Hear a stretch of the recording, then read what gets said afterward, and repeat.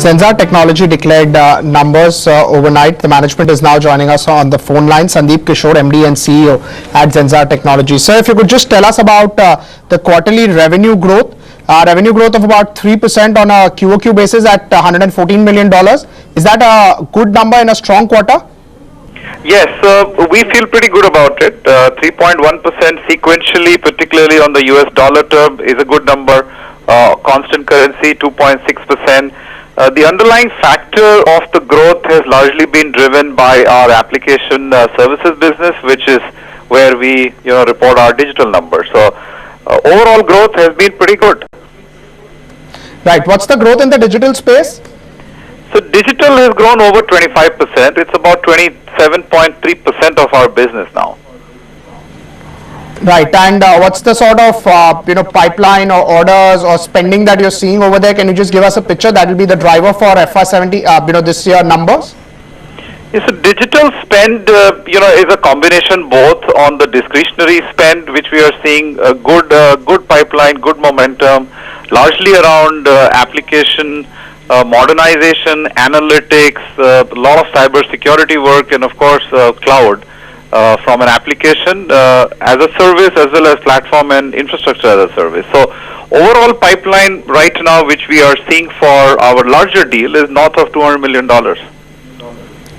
Right. If I just look at the numbers, the EBITDA growth has been slightly stronger than the main growth. Can you just tell us, is digital coming in with high margins as well? So EBITDA growth has been higher for a couple of reasons. One is obviously we are working very focused on fewer accounts and putting all of our investment into fewer accounts, which strategically deliver higher yield for us, and hence there is an operational efficiency which we are driving from there. The margin on digital at this time, several digital programs are in the first phase of implementation.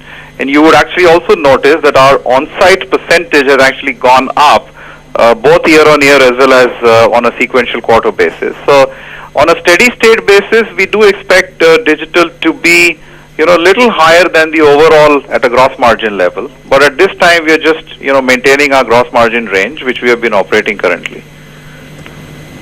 Right. As far as going ahead margins are concerned, so some companies give hikes in Q1, some companies give hikes in Q2. When would that factor come in? So year-on-year impact on our PAT as well as EBITDA for the margin is already baked in because our margin is on 1st of July. So you will see our wage hike is actually on 1st of July. So you will see next quarter the wage hike coming in, which will be anywhere in the range of 7 to 8%. Right. If I look at your geography-wise growth, majority of growth has come in from Africa and rest of the world. Key markets like US and Europe, we are seeing a slowdown? No, so US has been a little soft marginally. You would see about 0.6% decline on a constant currency basis. So it's been holding steady. There were some client-specific issues on the ramp-up delayed, particularly in two of our financial services customers. But I do expect them to come back in. Europe has done well. It's grown 2.6% on a constant currency basis, little higher than the overall company growth. Africa, obviously, we are spending a lot of our investment with financial services industry, both in insurance as well as bank, and have done actually quite well. Right. For your company, of course, there was the big change was the management change that happened. So how have things changed to say in the last 9 months? What essentially is the change that we are seeing in terms of company and the operations of company? So I took charge as the CEO MD about 6 months ago now, and we've put a lot of emphasis on a few things. Number one, sharper focus. Focus on a fewer accounts and do more with the fewer accounts. And our top 20 account is roughly about 56% of our business currently. So that's one. You would also notice that we've dropped a lot of accounts where the growth was not there. This quarter we dropped 11 accounts. Previous quarter we dropped 17 accounts. So we have reduced the number of accounts. So focus on fewer accounts and do more multiple services. That's one. Second is a huge emphasis around digital. We call it return on digital as our go-to-market, and there are 3 tenets of return on digital.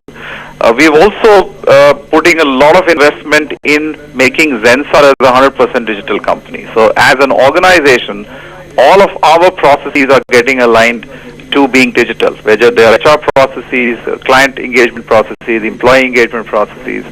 So those are, I would call, the three big things which we have done over the last 2 quarters that I have been here.